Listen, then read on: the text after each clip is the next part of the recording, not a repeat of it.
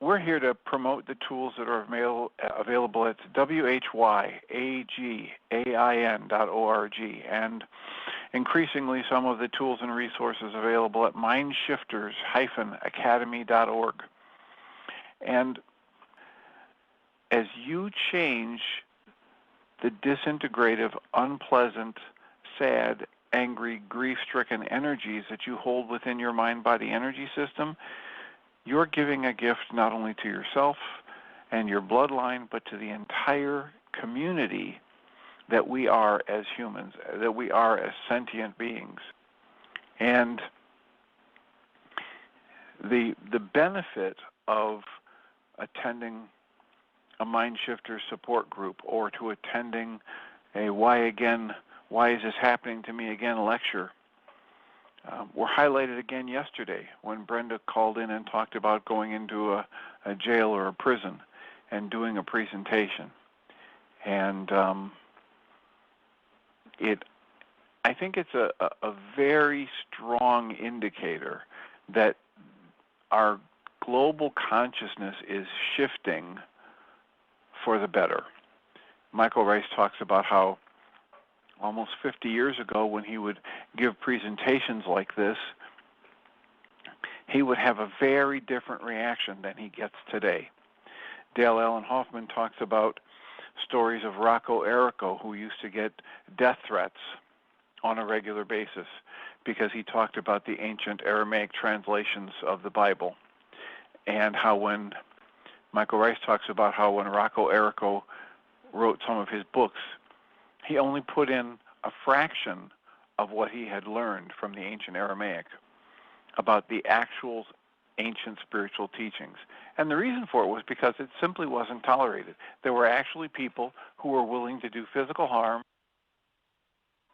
threaten people's lives and families and livelihood for talking about a spiritual truth that did not support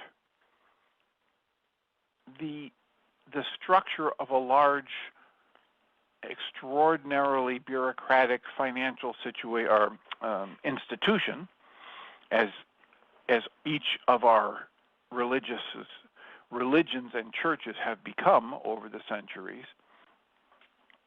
And these days, it's far more safe, it's far more widely accepted for us to have a show like this where we call into question every religion, every dogma, every belief, and we offer people tools that they can apply with the support of others or on their own to remove whatever might block them from having direct access to some of the most profound, life-changing, spiritually enriching teachings and information without having to go to any teacher, guru, priest, imam, etc. One of the things that's been coming to me so strongly over the past few years of reading about the histories of religions and spiritual teachings and how far it goes back 2,000, 3,000, 5,000 years, that there were writings that have these deep truths about how it's all an inside job, and what we're looking for is what is looking through us, and that every individual has the potential. They may not have realized it, it may not be as well easily accessed in some as others, but everyone has the potential to reach new levels of insight and enlightenment about their true nature, their role in the world, how we are all of one consciousness. You know, as we were talking about on Tuesday with Pierre Pradervand, his research and study with the native cultures in many lands, including Native Americans, brings out the ancient wisdom that we're all part of an energy system. The rocks, the trees, the animals, the wind, all the elements It's all just energy, and we're part of that system, expanding, connected energy, expressing in form. And our thoughts about God are as primitive as they could possibly be. Pierre told the story about when he was a young man and aligned with what he thought was the most powerful, deep truth spiritual tradition, and they had a very rigid, specific definition for God, and he aligned with that and thought, this is wonderful, and it gave him a great sense of importance to be a part of that religious movement that knew the truth about God and the divine. And he went to a Muslim imam and was going to show off, going to enlighten the imam. And the imam, in response to Pierre's question about, well, you know, how does a Muslim define God, the imam said,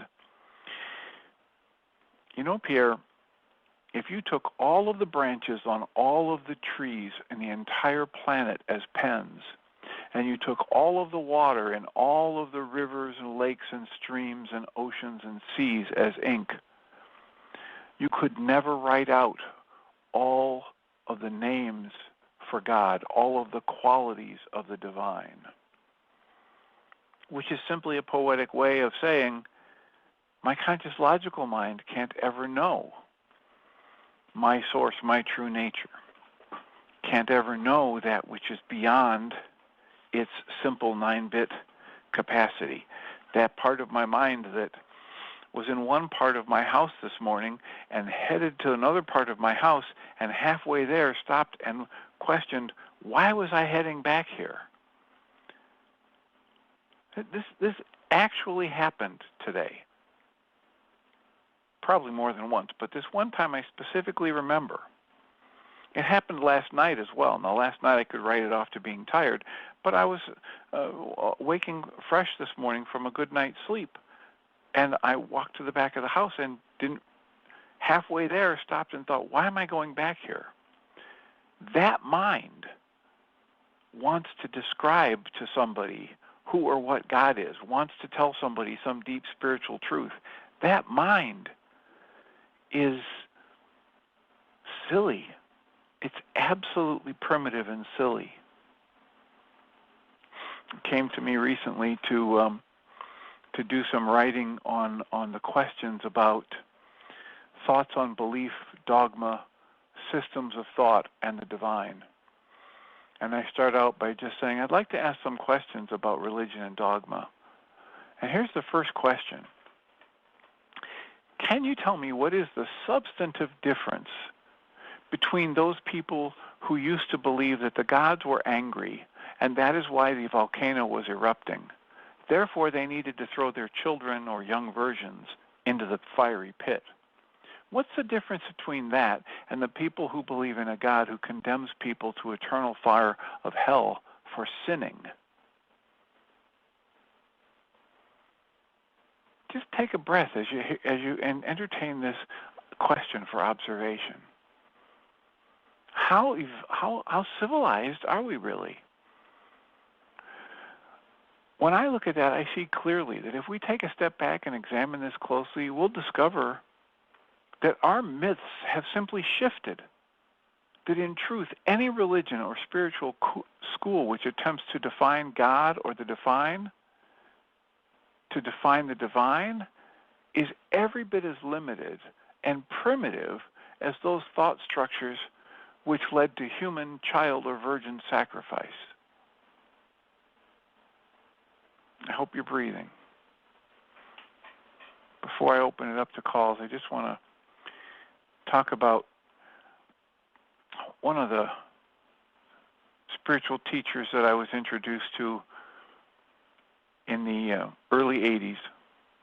His name is J. Krishnamurti.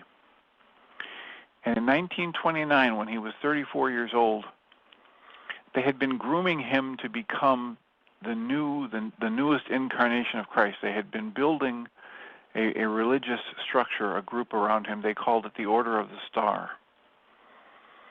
And in 1939, in Ulmen, Holland, there were 3,000 members gathered to hear him. And they were hoping he would come out with the revelation that, yes, indeed, he was the Christ reincarnated. And instead, he said this, and I quote, "We're going to discuss this morning the dissolution of the Order of the Star. Many people will be delighted, and others will be rather sad. It is a question neither for rejoicing nor for sadness, because it is inevitable, as I'm going to explain. You may remember the story of how the devil and his friend were walking down the street, when they saw ahead of them a man stoop down and pick up something from the ground, look at it, and put it away in his pocket. The friend said to the devil, 'What did that man just pick up?' The devil replied, 'He picked up a piece of the truth.' The friend said, 'Ooh, that's very bad business for you then.' The devil replied, 'Not at all. I'm going to let him organize it.'" Krishnamurti went on to say, "I maintain that truth with a capital T is a pathless land. You cannot approach it by any path whatsoever, by any religion or any sect. That is my point of view, and I adhere to that absolutely and unconditionally in all conditions. Truth with a capital T, being limitless in all conditions, unapproachable by any path whatsoever, cannot be organized. Nor should any organization be formed to lead or to coerce people along any particular path. If you first understand that, then you will see how impossible it is to organize a belief. A belief is purely an individual matter, and you cannot and must not organize it. If you do, it becomes dead, crystallized. It becomes a creed, a sect, a religion to be imposed on others. This is what everyone throughout the world is attempting to do. Truth is narrowed down and made a plaything for those who are weak, for those who are only momentarily discontented. Truth cannot be brought down. Rather, the individual must make the effort to ascend to it. You cannot bring the mountaintop to the valley. If you would attain the mountaintop, you must pass through the valley, climb the steeps, unafraid of the dangerous precipices. So that is the first reason, from my point of view, why the Order of the Star should be dissolved. In spite of this, you will probably form other orders. You will continue to belong to other organizations, searching for the truth. I do not want to belong to any organization of a spiritual kind. Please understand this. I would make use of an organization which would take me to London, for example. This is quite a different kind of organization, merely mechanical, like the post or a telegraph. I would use a motor car or a steamship to travel. These are only physical mechanisms which have nothing whatever to do with spirituality. Again, I maintain no organization can lead man to spirituality. If an organization be created for this purpose, it becomes a crutch, a weakness, a bondage, and must cripple the individual and prevent her from growing, from establishing her uniqueness, which lies in the discovery for herself of that absolute, all conditions truth. So that is another reason why I have decided, as I happen to be the head of the order, to dissolve it. No one has persuaded me to do this, into this decision. There is no magnificent deed in this because I do not want followers. I mean this. The moment you follow someone, you cease to follow truth. I'm not concerned with whether you pay attention to what I say or not. I want to do a certain thing in the world, and I'm going to do it with unwavering concentration. I am concerning myself only with one essential thing, to set man free. I desire to free him from all cages, all fears, and not to found religions, new sects, nor to establish new theories and new philosophies. Then naturally you will ask why I go the world over continually speaking. I will tell you for what reason I do this. Not because I desire a following, not because I desire a special group of special disciples. Oh, how men love to be different from their fellow men, however ridiculous, absurd, and trivial their distinctions may be. I do not want to encourage that absurdity. I have no disciples, no apostles, either on earth or in the realm of spirituality, nor is it the lure of money, nor the desire to live a comfortable life which attracts me. If I wanted to live a comfortable life, I would not come to a camp or live in a damp country. I'm speaking frankly because I want this settled once and for all.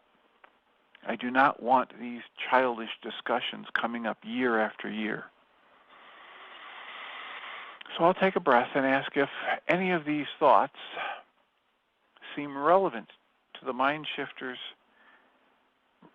support groups, the MindShifters Radio, to the tools that are available at whyagain.org.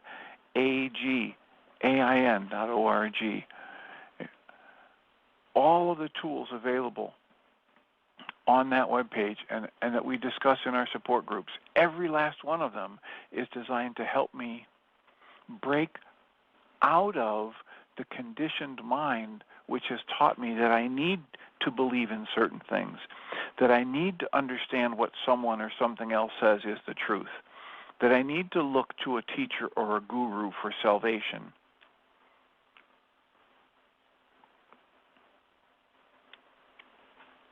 And with constant, diligent repetition and application of the tools that remove my anger, my fear, my sadness, that help train me to understand that those negative emotions are actually alarms designed within this system to wake me up to the fact that my thoughts are in error. If I continually do that work, I get open, clear, direct access to a higher level of mind, to an integrated mind, to an intuition and creativity, which offers things that words can't offer, which offers things that membership in a group can't provide. So I'll take a breath and ask if anybody's got any questions or comments about this. Our call-in number is 563-999-3581. If you press 1, I'll see that you have a hand up, and we'll have a conversation about these thoughts, whether they're controversial to you or they seem completely in alignment with what you have come to understand in your life. 563-999-3581. If you press 1, we'll have a conversation. And the conversation can be about anything you choose. It doesn't have to be about the topic that I put on the table so far. It can be about any aspect of the work that's available at whyagain.org, any of the tools available on the Start Here page or the page you get to through the red and white bullseye. It can be about the material that's in the PowerPoint presentation by Bill Costantino. It can be about some of the videos we've recommended that people might tap into. Anil Seth's video on how we hallucinate our realities. Videos we've recommended like The Ghost in Your Genes, that talk about how the patterns of strengths and weaknesses that I experience in my life haven't just been developing since I took my first breath as an infant. They've been handed down through the generations, and they allow me to stand on the shoulders of my ancestors in all of my strengths and capabilities, and they also allow me to drag along the burdens of my ancestors, which often prevent me from seeing with clarity the complete safety and innocence of my being and my awareness in this world, in this life. It can be about, you can have questions about Guy Finley's Relationship Magic book and the interview we had with Guy Finley on, I guess it was the 19th of last month. So, what's your question? What's your comment? What's your concern? It can be about the processing that we had yesterday when Michelle was going through some very deep emotions related to her turbulent childhood and how it sets her up to berate herself and think poorly of herself as an adult and keep her stuck in the focus on the material. And then, of course, if I'm identified with the material and focusing on it, and I think that's where my safety lies, and I think that's where my value comes from, then I have to get very, very agitated when people threaten it or when people make an adjustment to it that I don't like. Perhaps you have a question about one of the versions of the Reality Management Wake-Up Sheet or Worksheet process.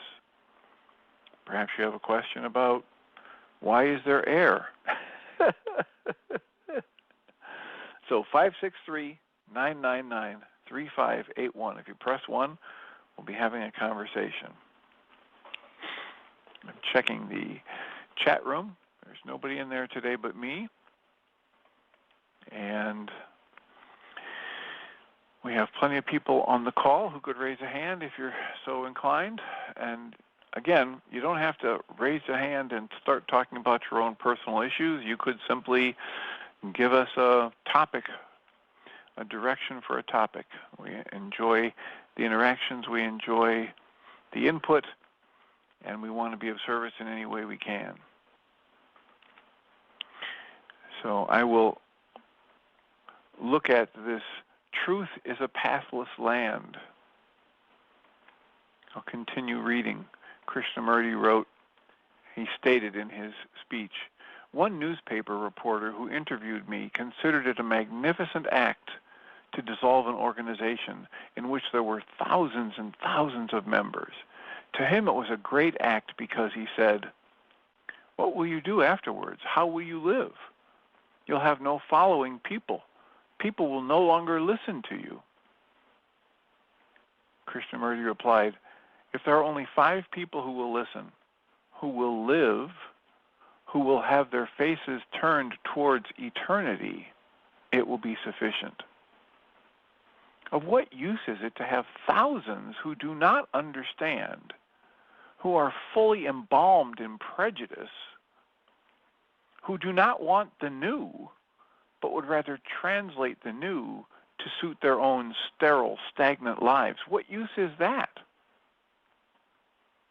If I speak strongly, please do not misunderstand me. It is through complete compassion. If you go to a surgeon for an operation, is it not a kindness on his part to operate even if he causes you pain in the process? So in like manner, if I speak straightly, it is not through lack of real affection. On the contrary, it's from this deep compassion. As I said, I have only one purpose, to make man free, to urge him towards freedom, to help him break away from all limitations. For that alone will give him eternal happiness that alone will give him the realization of self.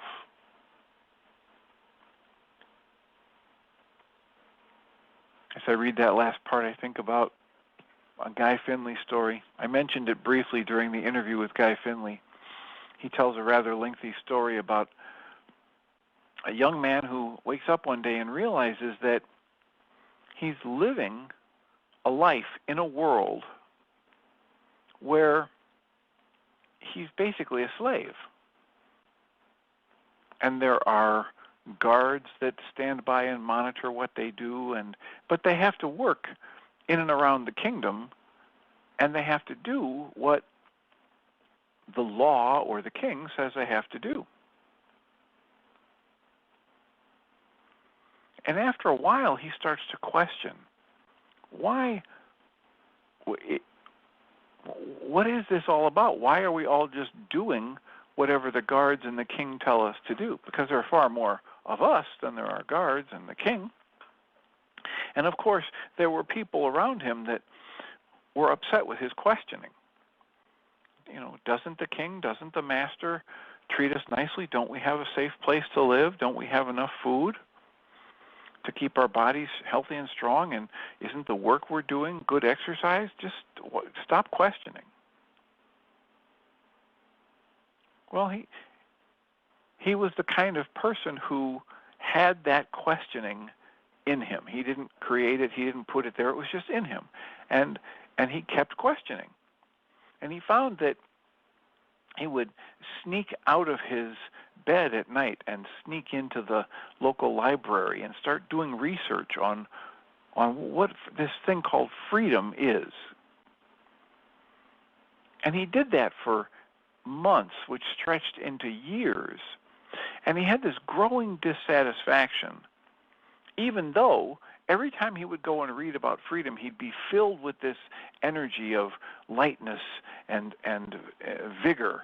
And he'd get all excited about how freedom was so important and freedom had to happen. And he learned about many different people over the ages from different cultures who had either been born into a type of freedom or they'd worked or fought for their freedom. And he learned all kinds of things about the history of freedom and various definitions for it in different situations. And every time he'd read more about it, he'd get more excited and he'd feel great. And then he'd wake up one day and realize that,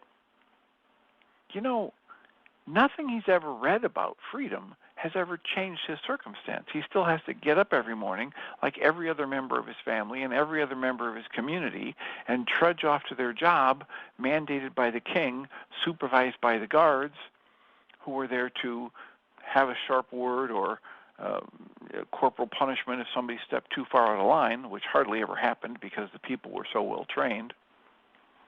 But he kept questioning. And one day, he realized that he couldn't do it anymore. So he went to the king. He went to the master and he asked, why do we have to do this? And the master just chuckled and the guards relaxed. And the master said, it's the law. And the master moved on. And of course our hero went right back to work because that was an answer. That was a pat answer. It's the law. But then he kept researching, and then his discontent grew, and eventually he confronted the master again.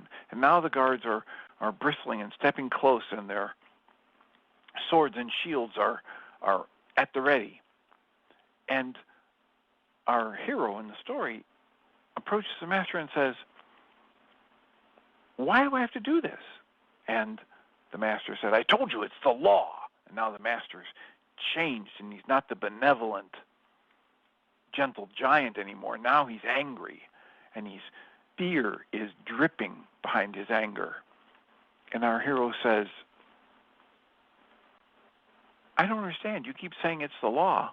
Why do I have to do this?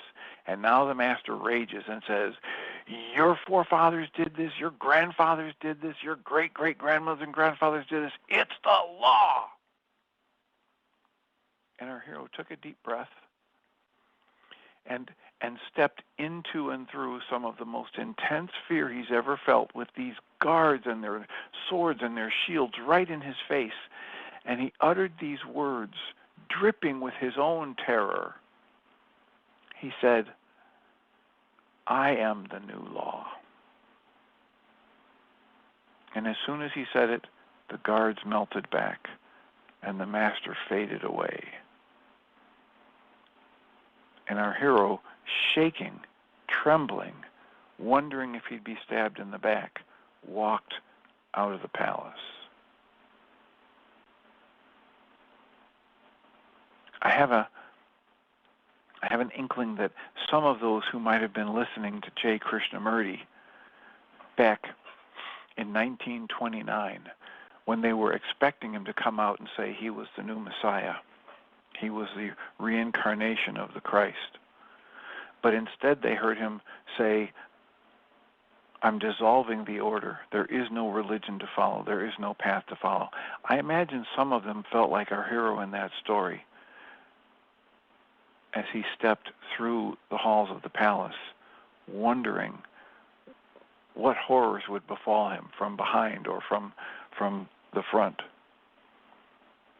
Because as Guy Finley talks about in his stories, no true spiritual work is ever done with certainty.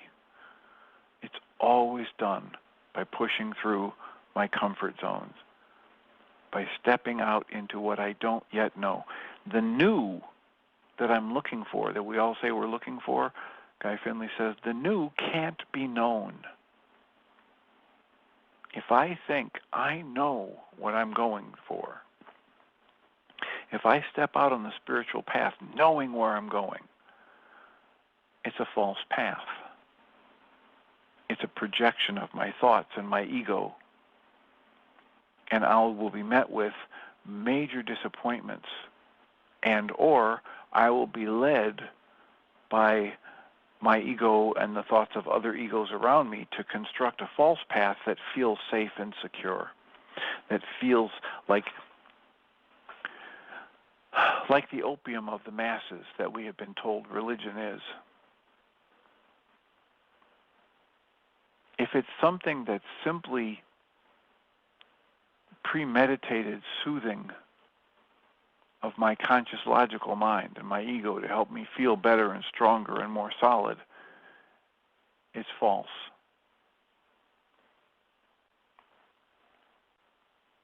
As we've talked about so often in this work, learning to live in the question, learning to live with the understanding that I really don't know what anything is or is for, and I don't know what my brothers and sisters need. I don't know how I was created or even when I was created. I don't know how my heart keeps beating and my food digesting and my breath moving when I'm not even thinking about it. And the silliness of it is that when I give up the culture's conditioned belief that I need to know and understand these things in order to have any peace of mind or safety, when I give that up, I open the possibility for, as I was reading in the quote yesterday from Mozart, a world of experience that goes beyond my senses. He says, I know this music will be written when instead of the few inlets of the senses through which we now secure impressions from all without, instead of just these few tones of our little octave, there shall be an infinite score of harmonies, an infinite, ever-expanding experience of different dimensions, things that we don't have words for, much as the Greeks didn't have words for a vast array of concepts from the ancient Aramaic.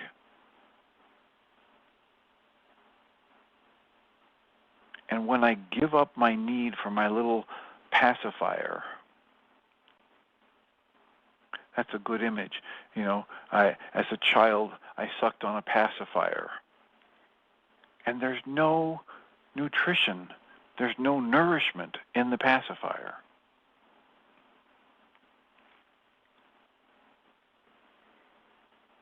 There's no true nourishment in any dogma, in any programmed belief, in any pursuit of what I think I need in order to feel fulfilled and grow spiritually or energetically or in harmony with the creative forces. There's no growth from thought. The thoughts I chew on are like the pacifier. There's no nutrition coming into my body from sucking on a pacifier. It's simply a placeholder. It's simply a narcotic, a calming agent. It's simply the repetition of a mechanical process of thought, or as Guy Finley would say, a level of consciousness that's mechanical in its nature, that can only do what it's been programmed to do. So I'll take a breath and ask if any of this stream of thoughts has stimulated a question or a comment. 563-999-3581. Press 1. And let me know if I'm making any kind of sense at all. Let me know if there's any kind of a question or a refutation of anything I've mentioned, or an entirely different topic that you'd like to raise or ask for support in. 563-999-3581. We've got 16 minutes left before Michael and Jeannie join us for the second hour. How can we support you? Sometimes I go on one of these monologues or diatribes, or we used to call them stream of consciousness exercises, and I wonder if anybody's following. I wonder if anybody's bristling. I wonder if anybody's getting stimulated to an experience outside of thought that they're having difficulty putting words on. If you're any of those things and you're in the phone queue, you're one of the numerous people who've called in, thank you for calling, thank you for listening, and feel free to press 1 and let me know if it's making any sense or if it's got you resonating with some emotions other than comfort, joy, compassion, security.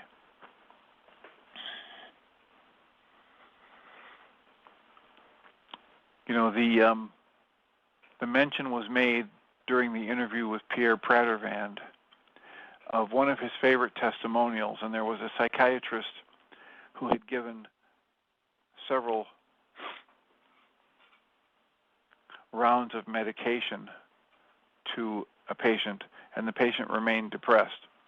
And the patient went back yet again to the psychiatrist, and finally the psychiatrist said, I'm not going to give you any more medication. He said, I'm going to recommend that you read Pierre Pradervand's book, The Gentle Art of Blessing, and that you read Eckhart Tolle's book, The Power of Now. And the book, The Power of Now, a wonderful book. Many people have read it. Oprah did a series of web chats or classes about it, and his follow-up book. And many people hail that as just a powerful spiritual exploration.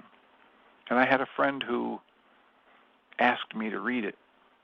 And so I read it, and she said, so what do you think about it? And I said, well, it's okay. It's Krishnamurti light. And she said, what? Almost as though she was offended, which, of course, is something I use to understand when I'm off the mark. If I get offended by someone having a different opinion than me, I know I'm way off the mark. I've gone down a path that is not the path of capital T truth. whenever I think that I have to be defensive when someone has a different opinion, or I'm offended because they don't share my opinion, I know I'm off the mark. And so she said to me, what do you mean it's Krishnamurti light? I said, well, I heard myself say, it's Krishnamurti for the Western mind. And she said, well, why would you say that? And I said, well, because Krishnamurti says over and over again what he said in this story, The Truth is a Pathless Land talk, that the truth can't be known and it can't be codified, and that any structure of thought, any system of belief is crystallized, it's old, it's dead, it's practiced. It's not living in the present moment in full eyes-open awareness, letting the truth of the moment act on me. It's reaching into my mind, into the past thoughts, beliefs, energetic downloads, and trying to come up with what I think I should do in response to life unfolding in front of me, rather than being a part of life unfolding. And letting the truth of the moment act on me organically to express. And she said, well, what do you mean? What's an example? I said, well, for example,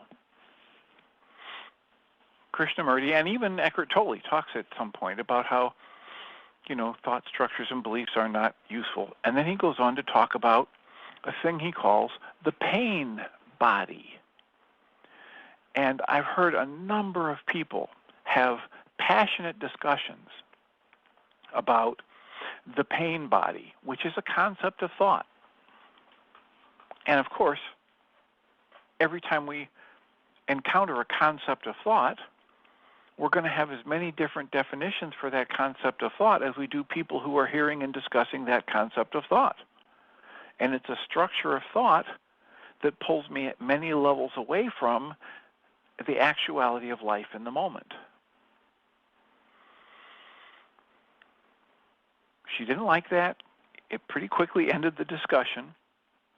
I tried to reassure her that it's a nice book. It's a good book for some. It's a very good book for some who are just starting on the path. If they can get to that level of starting to question the rigidity of the Western mind and religion.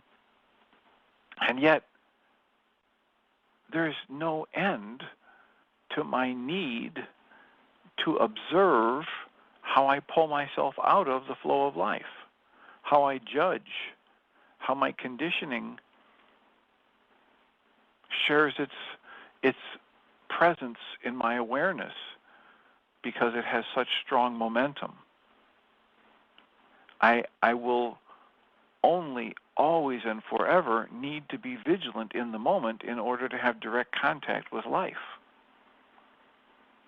And I will only, always and ever be pulled out of that by my pattern of thought and by my beliefs and by my conditioned biases.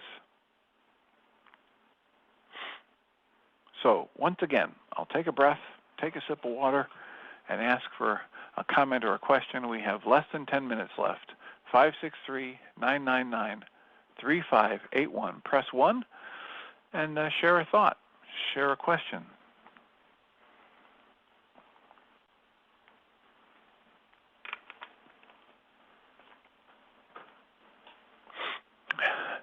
I'll just take a moment to remind people that we have a support group tonight from 6:30 to 9:30 Central Time, and you can find out the information for registering for that at MindShifters-academy.org. And there's a support group page with the information on it. And we have an interview coming up later this month with Corinne Zupko. I believe she'll be here on Monday the 29th. And she'll be talking about her book, From Anxiety or From Fear to Love, or Anxiety to Love. And it's very deeply steeped in Course in Miracles quotes and explanations, and a set of instructions that Corinne has created, kind of a pathway for herself, a daily process or a series of meditations and journals and remembrances to help pull her out of the pattern of fear and anxiety that was so debilitating in her life. And she's used some of the observations that she's picked up from A Course in Miracles and infused them in that book. So it's a very good book for people who are feeling anxiety and have any kind of familiarity with Way of Mastery or Course in Miracles or Dr. Michael Ryce's work. It'll be completely compatible with that. And again, I'll mention that we're still, it's an open invitation for people to send me an email through the MindShifters-academy.org website. There's a contact form there. And send me an email if there's a book or a spiritual teacher or what did Pierre Pradervan say they labeled him? A spiritual layperson.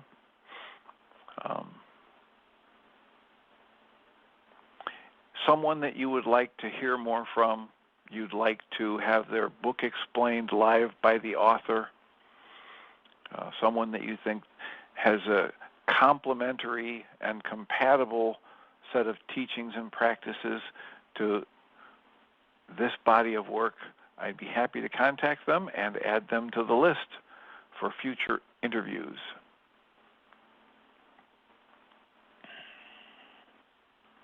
And we had a few get recommended so far. Dr. Hugh Lin from Ho'oponopono fame, Prince E.A., spoken word artist, Russell Brand, who's turned away from all of the fame and fortune and all that goes with it, to quote Queen, and he's using his genius for questioning and for spiritual practice and awakening.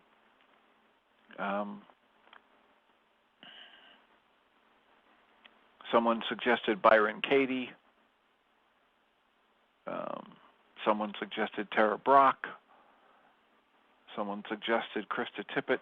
Krista Tippett has a book that she wrote based on her many years of interviewing. First, she had a show called Speaking of Faith for many years, and a number of years ago, she changed the title of her show from Speaking of Faith to On Being. And she interviews great thinkers, philosophers, poets,